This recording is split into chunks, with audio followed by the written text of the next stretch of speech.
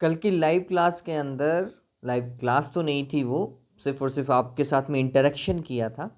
उसमें बहुत सारे बच्चों ने कहा था कि सिंगल मार्क के क्वेश्चन सर प्लीज़ बता दीजिए हो सके तो मैं ट्राई कर रहा हूँ। ये क्वेश्चन मेरे को लग रहा है कि ठीक ठाक क्वेश्चन है, आ सकते हैं।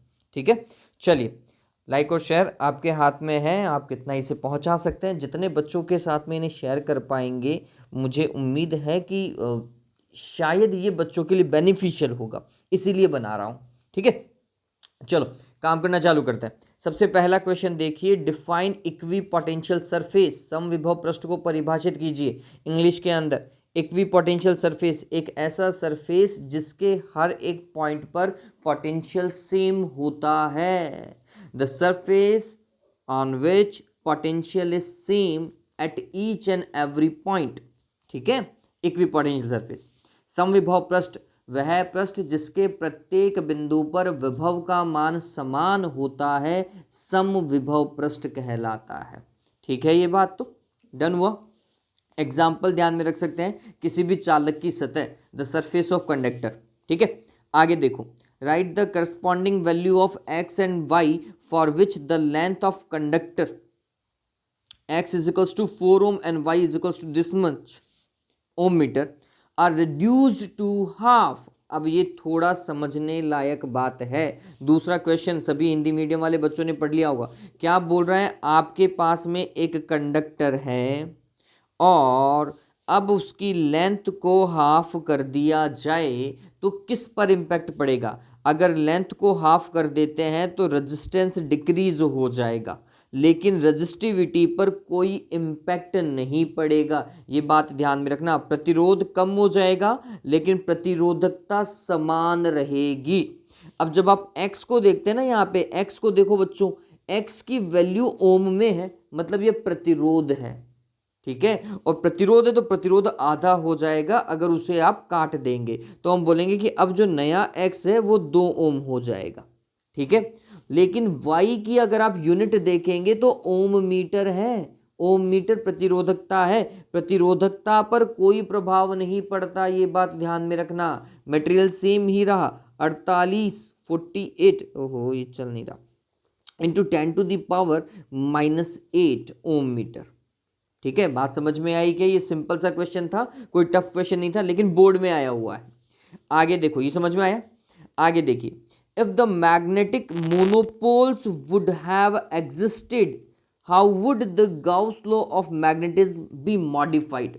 मतलब क्या बोल रहा है, मोनोपोल्स का मतलब सिंगल नॉर्थ पोल या सिंगल साउथ पोल की बात कर रहा है। अगर वो एग्जिस्ट करते तो गाउस का जो लॉ है वो कैसे लिखते हैं। मतलब क्या बोल रहे हैं, देखो हिंदी में, देखो हिंदी में क्या बोल रहा है कि चुंबकीय एकल ध्रुवों का अगर अस्तित्व होता तो गाउस का चुंबकत्व संबंधी नियम क्या ग्रहण ले लेता, उसका रूप क्या होता। तो पहले तो समझिए कि चुंबकत्व संबंधी नियम वास्तविकता में क्या है। वास्तविकता में है B.ds इज इक्वल्स टू 0 होता है। ये बात ध्यान में रखना। लेकिन अगर एकल ध्रुव होते तो ये चेंज हो जाता। कैसे चेंज हो जाता, आपको याद है इलेक्ट्रिक फील्ड में आपने ऐसा लिखा था, E.ds is equals to Q divided by epsilon naught या फिर summation Q divided by epsilon naught. यहां पर चुंबकीय क्षेत्र के अंदर B.ds तो ऐसा का ऐसा चलने दीजिए, समीशन Q की जगह आता है समीशन M, ध्रुव प्रबलता। ध्रुव प्रबलता को इंग्लिश में बोलेंगे pole strength, summation M। Small m है, कैपिटल M नहीं। ठीक है, और ये जो एप्सिलॉन नॉट है इसको आप म्यू नॉट लिखेंगे, वो भी ऊपर। जहां जहां इलेक्ट्रिक फील्ड में 1/एप्सिलॉन नॉट आता है, मैग्नेटिक फील्ड में वो सिर्फ और सिर्फ म्यू नॉट होता है। ठीक है, तो ये वाला बनता म्यू नॉट समीशन M। ध्यान में रखिएगा, ये लिखने का है, ये लिखना है, ये पूछा था, है ना। B.ds is equal to mu naught summation M, ये हो जाता, लेकिन होता ये है। ठीक है, लेकिन इस वाले का आंसर यही है, नीचे वाला ध्यान में रखना। ठीक है, डन हुआ ना। इस वाले का आंसर ये चेंजेस आएगा भाई, म्यू नॉट समीशन M हो जाएगा। आगे देखो, predict the polarity of capacitor. ये क्वेश्चन मेरे हिसाब से बच्चों ने बहुत बार कर लिया होगा, इसलिए मैं ज़्यादा नहीं बताऊंगा। ये बात ध्यान में रखना, अगर S इस तरफ आ रहा है तो इस तरफ S बनाओ, है ना, और अगर ये करंट ऐसी जा रही है, ये करंट ऐसी जा रही है, अगर करंट ऐसी जा रही है तो इलेक्ट्रॉन भैया ऐसा जाएगा। तो इलेक्ट्रॉन ए से तो निकला और गया किस में, बी में। ए से बाहर निकल रहा है मतलब ए को प्लस का बना देगा, और बी में जा रहा है तो बी को नेगेटिव बना देगा। तो A would be positive and B will be negative polarity. ठीक है, ये दिमाग में रह जाएगा।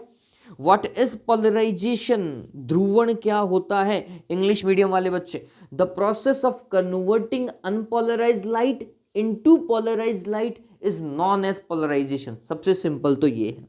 या फिर आप क्या कह सकते हैं, आप ये भी लिख सकते हैं बच्चों, the process of confining all the electric field vectors or vibrations into a same plane or same direction is known as polarization। वापस से, इलेक्ट्रिक फील्ड के जो वाइब्रेशंस होते हैं उन्हें एक ही प्लेन में कन्फाइन करने का जो प्रोसेस है उस प्रोसेस को पोलराइजेशन बोलते हैं। ध्रुवण क्या होता है, तो हम बोलते हैं अध्रुवित प्रकाश को ध्रुवित प्रकाश में बदलने की प्रक्रिया ध्रुवण कहलाती है। एक तो सिंपल सा ये है। अदरवाइज टेक्निकल जाओगे तो हम बोलेंगे किसी भी प्रकाश के अंदर, अध्रुवित प्रकाश के अंदर यदि उसके विद्युत क्षेत्र कंपनों को एक ही तल में सीमित कर दिया जाए तो यह प्रक्रिया ध्रुवण कहलाती है। ठीक है ये बात। तो चलो आगे, define threshold frequency, the minimum frequency of incident light after which the photoelectric emission of electrons is possible is known as threshold frequency. The minimum frequency after which the photoelectric emission is possible. ठीक है, आप ये लिख सकते हैं।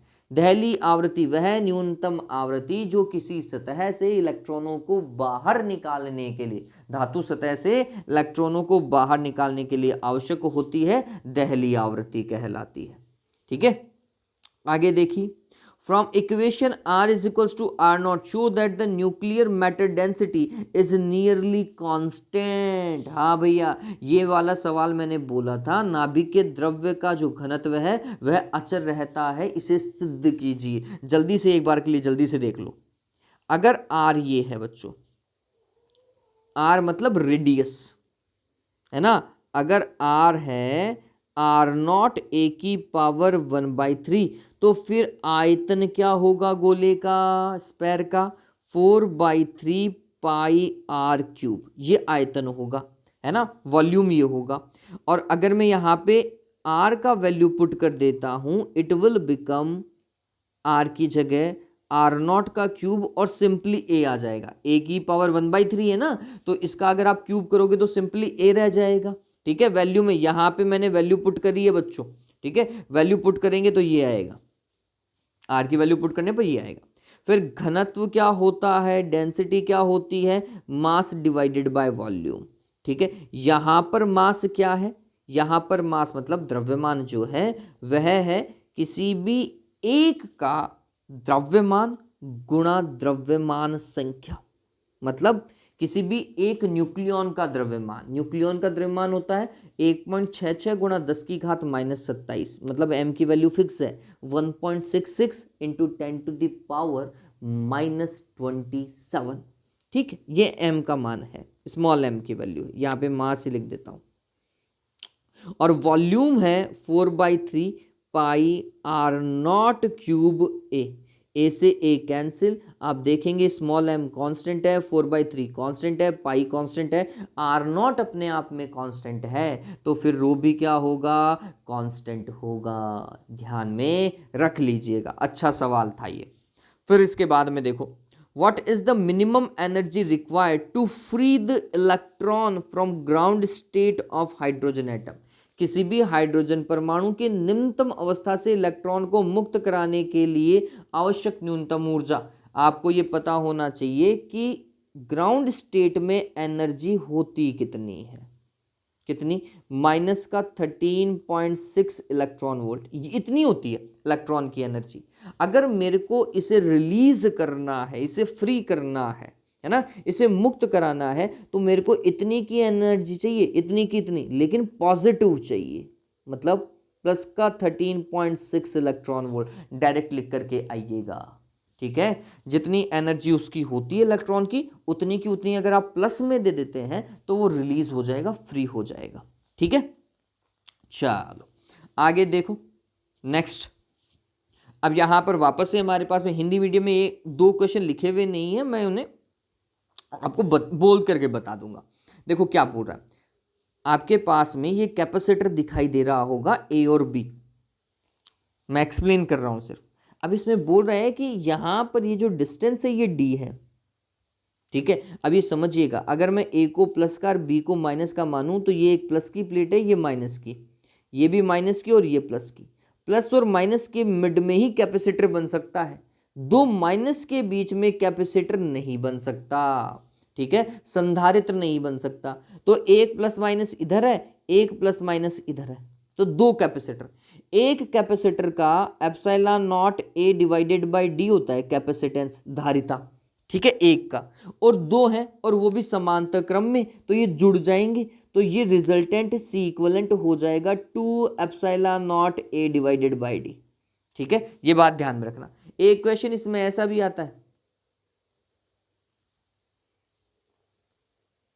इसमें एक question ऐसा भी आता है और इस केस में पूछता है कि रिजल्टेंट कैपेसिटेंस तुल्य धारिता कितनी होगी। तो अगर मैं इसको प्लस का मानूं और इसको माइनस का, तो एक प्लस माइनस इधर, फिर एक प्लस माइनस इधर और एक प्लस माइनस इधर, तीन प्लस माइनस एक साथ दिखाई देंगे।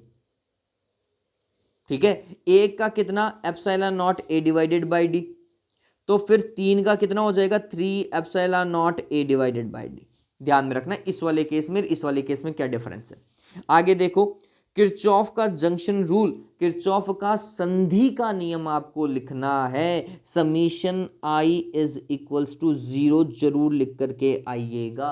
किसी भी जंक्शन पर मीट करने वाली करंट्स का एल्जेब्रिक सम 0 होता है। The algebraic sum of all the currents meeting at A junction is always 0।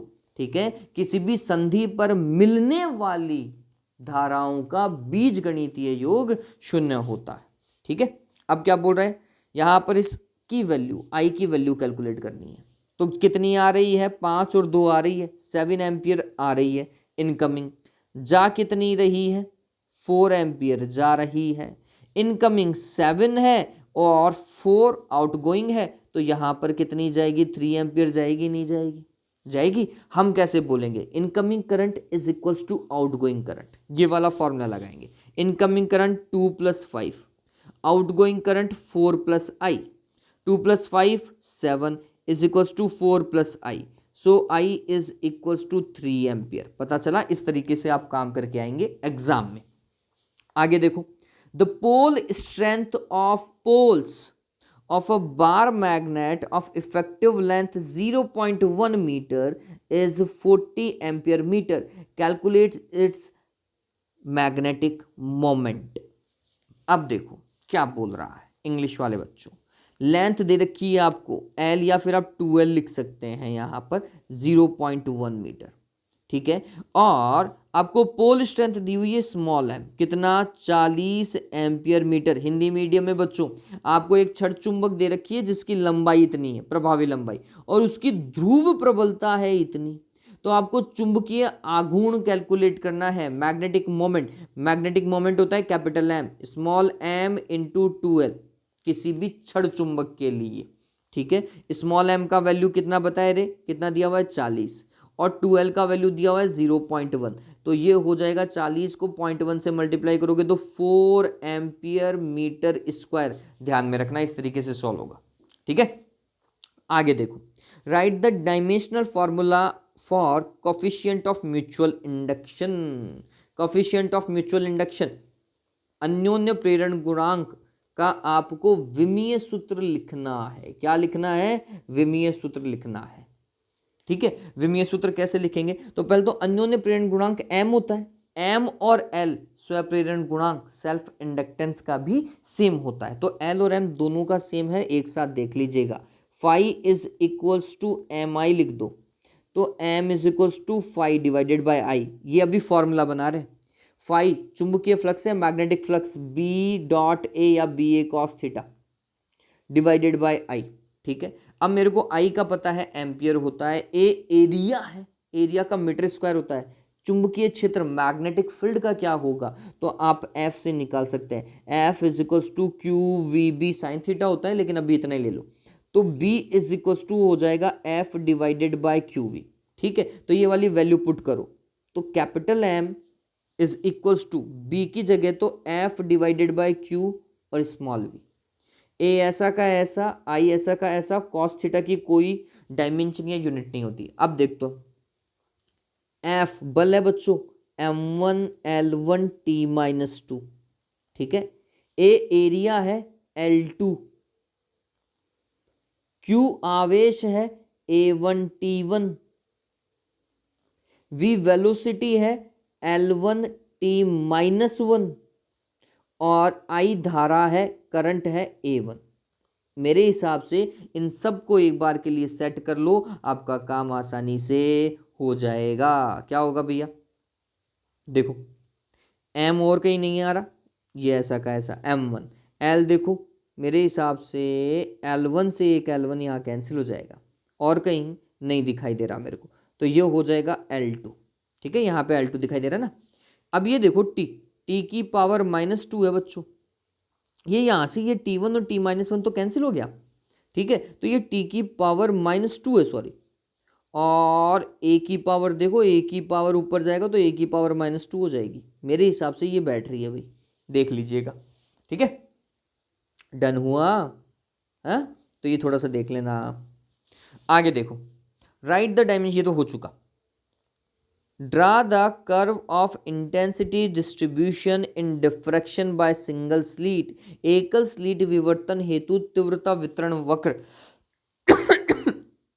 Please देख लो यार इस बच्चों, इस चीज को प्लीज देख लो, ये एग्जाम में बहुत इंपॉर्टेंट है। आपने कुछ ऐसा याद किया होगा,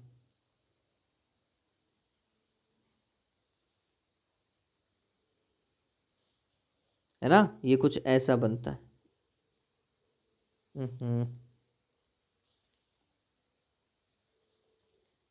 भगवान मिट जाओ।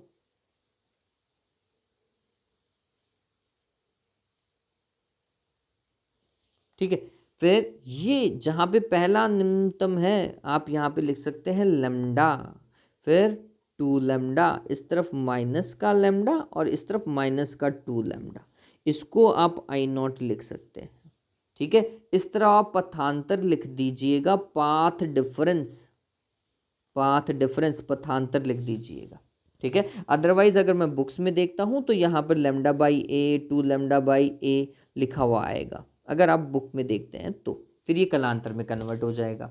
जब आप ए को डिवाइड लगा देते हैं तो पाथ की जगह फेज डिफरेंस लिख दीजिएगा, कलांतर लिख दीजिएगा। ठीक है, दोनों में से कोई भी एक, लेकिन कर्व ऐसा ही जाएगा भैया, है ना, घटता हुआ जाएगा। De Broglie hypothesis, right the de Broglie hypothesis related to matter waves. अब भैया ये थोड़ा सा समझो, दी ब्रोगली हाइपोथेसिस जब भी आए ना तो मैं आपको बोलूंगा lambda is equals to H divided by P जरूर लिखना। और वैसे ये हाइपोथेसिस थी क्या, दी ब्रोगली की द्रव्य तरंगों हेतु परिकल्पना क्या थी, वो ये बोल रहा था बच्चों कि लाइट के पास में ड्वेल नेचर होता है, मतलब लाइट के पास में दो प्रकृति होती है, उसके पास में फोटोन नेचर भी होता है और उसके पास में वेव नेचर भी होता है, मतलब उसके पास में कणीय प्रकृति होती है और तरंगीय प्रकृति होती है। किसके पास में, प्रकाश के पास में, लाइट के पास में।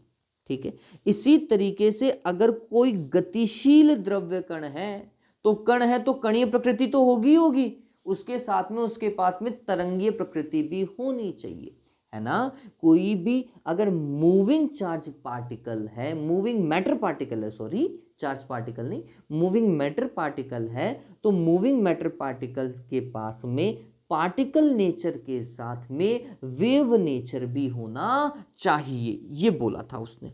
ठीक है, आगे देखो, write to characteristic properties of nuclear force. Nuclear force मतलब नाभिकीय बल के दो गुण लिखने हैं।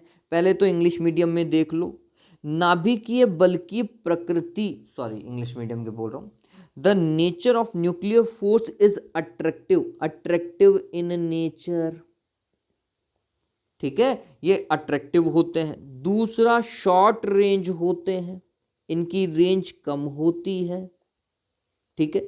तीसरा, इंडिपेंडेंट ऑन चार्ज, चार्ज पे डिपेंड नहीं करते, इंडिपेंडेंट ऑन चार्ज, ठीक है।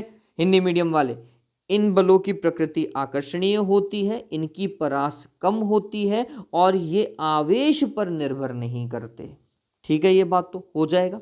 आगे देखो, write to limitation of Rutherford model. Rutherford model की दो कमियां।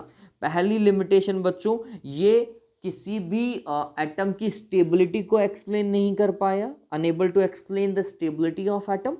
दूसरा, this model is unable to explain the spectrum of atom, ठीक है। वापस से, हिंदी मीडियम वाले बच्चों, किसी भी परमाणु की स्थायित्व की व्याख्या नहीं कर पाया। दूसरा, ये किसी भी परमाणु के लिए उसके स्पेक्ट्रम की व्याख्या करने में भी असफल रहा, ठीक है। आगे देखो, नेक्स्ट देखो, थर्ड वाले पार्ट में यहां पे आपको दिखाई देगा पहला क्वेश्चन, ड्रॉ द, अब यहां पे भी इसका पहला क्वेश्चन उड़ गया है भैया। Draw a curve of change in electric potential with distance for point charge. मतलब हिंदी मीडियम वाले बच्चों के लिए आपको एक ग्राफ बनाना है, किसके बीच में, विद्युत विभव और दूरी के बीच में। किसके लिए, बिंदु आवेश के लिए। बिंदु आवेश के लिए विद्युत विभव और दूरी के बीच में कर्व बनाना है। के क्यू डिवाइडेड बाय आर होता है क्या फॉर्मूला। तो अगर ऐसा है तो V वर्सेस R का कर्व मेरे हिसाब से ये है, आप सभी को पता होगा, ठीक है। चलो आगे देखो, right the unit and dimension of mobility of charges. गतिशीलता का मात्रक और विमा लिखना है। सबसे पहले मोबिलिटी का formula Vd is equals to mu E, आपने पढ़ा होगा, तो म्यू इज इक्वल्स टू हो जाएगा Vd डिवाइडेड बाई ई, याद है क्या। सबसे पहले देखते हैं यूनिट, मात्रक, मात्रक समझिए, इसका मात्रक क्या होगा, Vd मीटर पर सेकंड, इलेक्ट्रिक फील्ड वोल्ट पर मीटर, ऊपर चला जाएगा तो इसका मात्रक हो गया मीटर स्क्वायर पर वोल्ट सेकंड। बात समझ में आई नहीं आई, है सिंपल सा। चलो इसके आगे इसकी विमा भी आपको लिखनी है। विमा के लिए क्या कर सकते हैं, विमा के लिए आप कुछ ऐसा यूज करो, इलेक्ट्रिक फील्ड का फॉर्मूला थोड़ा सा चेंज करो विमा निकालने के लिए, डायमेंशन के लिए। कैसे भैया, मैं इसी फॉर्मूले को ऐसा लिख देता हूं, Vd divided by electric field है ना, आपने F is equals to Q E पढ़ा होगा, तो फिर E इज इक्वल्स टू क्या हो जाएगा, F डिवाइडेड बाई क्यू हो जाएगा क्या। तो यहाँ पे F डिवाइडेड बाई क्यू लिख लो, इससे डायमेंशन आसानी से निकल जाएगी। देखो V का फॉर्मूला आप सभी को पता है, डायमेंशनल फॉर्मूला आप सभी को पता है, L1T-1 होता है, और आवेश का होता है A1T1, ठीक है, और फोर्स का होता है M1L1T-2, ठीक। अब यहां से T-1 और T+1 तो खत्म हो गया, डन हुआ। M को ऊपर लेकर के जाओ तो M की पावर -1, L1 से L1 कैंसिल हो चुका है, ये हो चुका है M-1T2A1। पता चला क्या, बढ़िया फॉर्मूला बन गया यार, ये तो है, अच्छा बन गया। चलो आगे देखो, डिफाइन हिस्टेरेसिस लॉसेस, ये अभी पार्ट नहीं है, इसको हटा दो।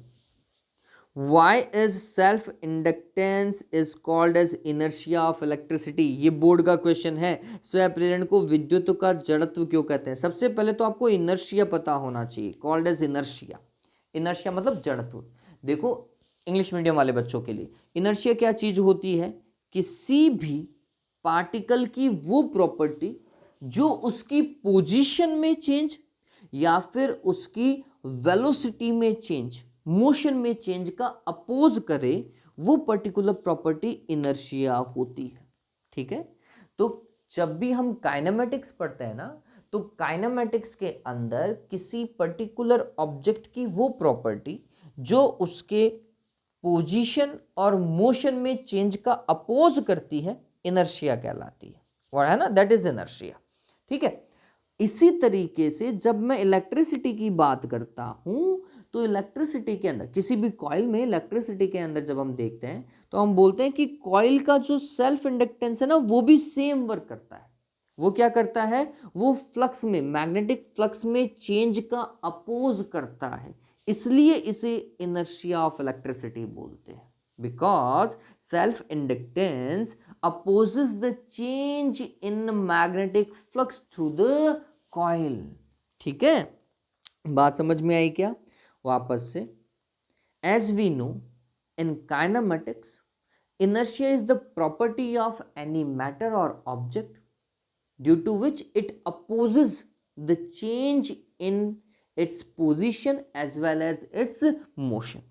ठीक है, in the same way the self inductance of coil oppose the change in magnetic flux. That is why it is known as inertia of electricity. Hindi medium वाले बच्चों देखो, स्वप्रेरण को विद्युत का जड़त्व क्यों कहते हैं? देखो जड़त्व क्या होता है बच्चों, जड़त्व किसी भी पिंड की या किसी भी वस्तु का वह गुण है जिसके कारण वह उसकी स्थिति में या फिर उसकी गति में परिवर्तन का विरोध करता है ना। जड़त्व हमेशा परिवर्तन का विरोध करता है, ये बात ध्यान में रखना, चाहे वो उसे रोकने में परिवर्तन का विरोध करे चाहे चलने में परिवर्तन का विरोध करे। ठीक है, ये बात ध्यान में रखो। ऐसा का ऐसा स्वप्रेरण होता है कुंडली का, कुंडली का स्वप्रेरण भी चुंबकीय फ्लक्स में परिवर्तन का विरोध करता है। जैसे जड़त्व विरोध करता है ना स्थिति में परिवर्तन का, वैसे ही स्वप्रेरण चुंबकीय फ्लक्स में परिवर्तन का विरोध करता है, इसलिए इसे विद्युत का जड़त्व कहते हैं। अब मैं इसे सही बोल रहा हूं। जिस प्रकार गतिकी के अंदर जड़त्व किसी वस्तु विशेष की स्थिति अथवा गति में परिवर्तन का विरोध करता है, उसी तरीके से वैद्युतिकी में किसी कुंडली का स्वप्रेरण उससे संबंधित चुंबकीय फ्लक्स में परिवर्तन का विरोध करता है, इसलिए इसे विद्युत का क्या कहते हैं, जड़त्व कहते हैं। ठीक है, आगे देखो, write any two necessary condition for interference, प्रकाश के व्यतिकरण के लिए दो आवश्यक शर्तें लिखिए। सबसे पहले इंग्लिश मीडियम वाले, फ्रीक्वेंसी सेम होनी चाहिए। फ्रीक्वेंसी क्या होनी चाहिए, जो लाइट वेव्स इंटरफेयर कर रही है, जो लाइट वेव्स सुपरपोज हो रही है, उनकी फ्रीक्वेंसी सेम होनी चाहिए, एफ सेम। ठीक है, दूसरा फेज डिफरेंस कांस्टेंट होना चाहिए। फेज डिफरेंस क्या, कांस्टेंट होना चाहिए। हिंदी मीडियम वाले बच्चों, आवृत्ति, व्यतिकरण करने वाली तरंगों की आवृत्ति समान होनी चाहिए। दूसरा इसका लिखिएगा, उनके मध्य का कलांतर नियत होना चाहिए। बहुत सारे बच्चे सिर्फ और सिर्फ जीरो लिख देते हैं, कलांतर जीरो होना चाहिए, नहीं, हर बार जरूरी नहीं है कि जीरो हो, वह नियत होना चाहिए। ठीक है, चलो आगे देखो, if the work function of cesium metal is this much then the find the threshold frequency. Cesium धातु का कार्यफलन दिया हुआ है, आपको दहली आवृत्ति निकालनी है भैया, phi naught is equals to H nu naught होता है, तो nu naught is equals to phi naught divided by H होगा देवताओं। फाई नॉट की वैल्यू 2.14 इलेक्ट्रॉन वोल्ट है, 1.6 इंटू 10 टू द पावर -19 जरूर लगाइएगा। और एच का वैल्यू कितना होता है, 6.62 इंटू 10 टू द पावर -34। अब इसको सॉल्व करो और जो भी आए हर्ट्ज लगा दीजिएगा। ठीक है, आगे देखो, What is the ratio of radii of two nuclei of masses A1 and A2? द्रव्यमान संख्या A1 और A2 के दो नाभिकों की त्रिज्याओं का अनुपात क्या होगा?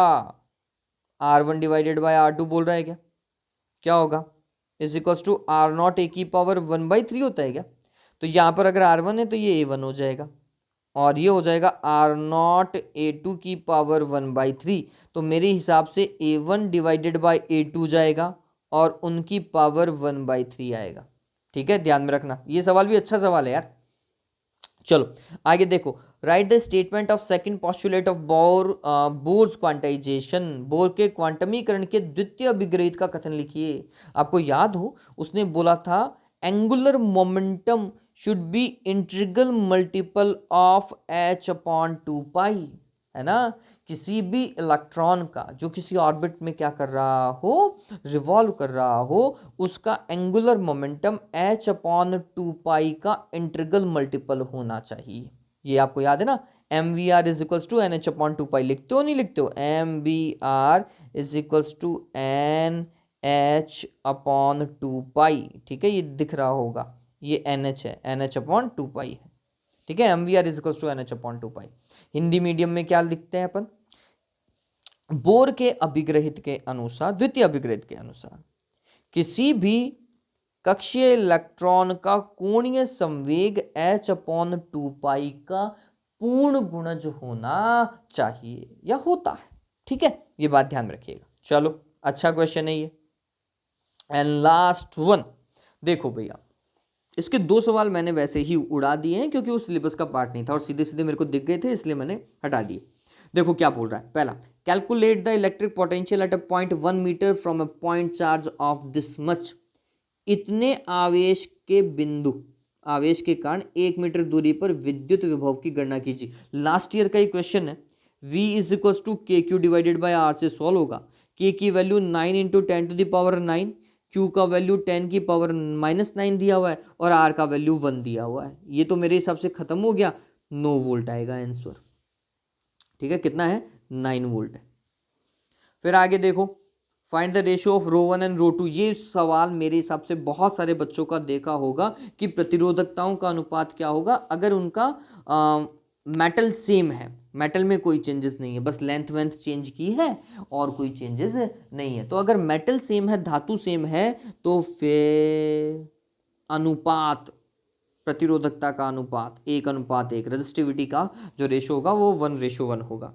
अगला देखिएगा, डिफाइन द वेव फ्रंट, तरंगाग्र की परिभाषा। इंग्लिश मीडियम वाले बच्चों, वेव फ्रंट क्या होता है, continuous locus of all the particles of medium which are vibrating into same phase is known as wave front, ठीक है, क्या, किसी माध्यम के समस्त कणों का बिंदुपथ जो कि समान कला में कंपन करते हो, तरंगाग्र कहलाता है, ठीक है। इसमें तरंगाग्र के अंदर ये और ध्यान में रखना, किसी भी वेव फ्रंट के 2 पॉइंट्स के मिड का फेज डिफरेंस कितना होता है, तरंगाग्र पर उपस्थित 2 बिंदुओं के मध्य कलांतर कितना होता है, 0 होता है, ठीक है, ध्यान में रखिएगा।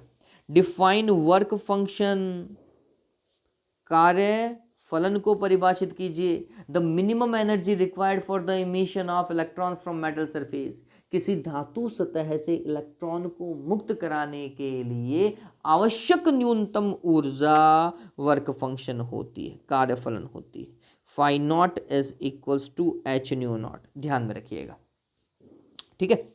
आगे देखिए, write the relation between R and A, किसी नाभिक के त्रिज्या और द्रव्यमान संख्या, अभी लास्ट में अपने किया है question, R is equals to R naught A की पावर 1/3। अच्छा सवाल है वैसे, ये अच्छे सवाल है। आगे देखो, how much energy is required to excite a hydrogen atom from its ground state to second excited state. बढ़िया सवाल है यार, वाकई में बढ़िया सवाल है। हाइड्रोजन परमाणु की निम्नतम अवस्था से दूसरी उत्तेजित अवस्था तक उत्तेजित करने के लिए आवश्यक ऊर्जा। पहले तो निम्नतम अवस्था में ऊर्जा कितनी होती है, निम्नतम ग्राउंड स्टेट में एनर्जी कितनी, -13.6 इलेक्ट्रॉन वोल्ट, ध्यान में रखिएगा, इतनी होती है ना। और द्वितीय उत्तेजित अवस्था, सेकंड एक्साइटेड स्टेट है, एक्साइटेड स्टेट बोला है, सेकंड स्टेट नहीं बोला, सेकंड एक्साइटेड स्टेट। जब आप एक्साइटेड स्टेट की बात करते हैं, उत्तेजित अवस्था की बात करते हैं, तो +1 लगा दो हमेशा। तो दूसरी उत्तेजित अवस्था है तो 2+1 है ना, तीसरी उत्तेजित अवस्था है तो 3+1, पहली उत्तेजित अवस्था है तो 1+1, समझ रहे हो, है ना। तो यहाँ पे सेकंड एक्साइटेड स्टेट की बात कर रहा है,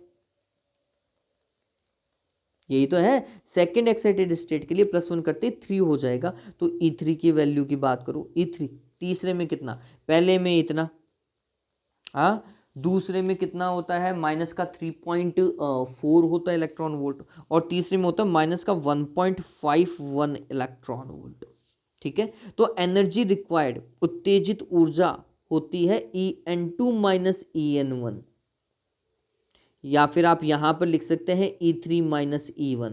E3 की वैल्यू -1.51, और इसमें माइनस माइनस करोगे तो ये प्लस का हो जाएगा 13.6 इलेक्ट्रॉन वोल्ट। मेरे हिसाब से इसमें से सब्ट्रैक्ट कर लीजिएगा, 12 पॉइंट समथिंग जो भी वैल्यू आए वो उतार दीजिएगा। ठीक है, 12.09 के आसपास में वैल्यू आएगी, हाँ 12.09 आएगी, तो 12.09 इलेक्ट्रॉन वोल्ट। ठीक है, चलो तो उम्मीद करता हूं ये चीज आपको समझ में आ गई होगी। मैंने मेरी तरफ से पूरी कोशिश करी है कि आपका पेपर अच्छा हो। अब ये आप पर है कि आप उसे कितना और अच्छा कर सकते हैं। आपकी पढ़ाई अच्छी चल रही होगी। अपना ध्यान रखिएगा बच्चों, किसी भी अवस्था में अपना ध्यान में रखिएगा। ठीक है, have a good day, take care.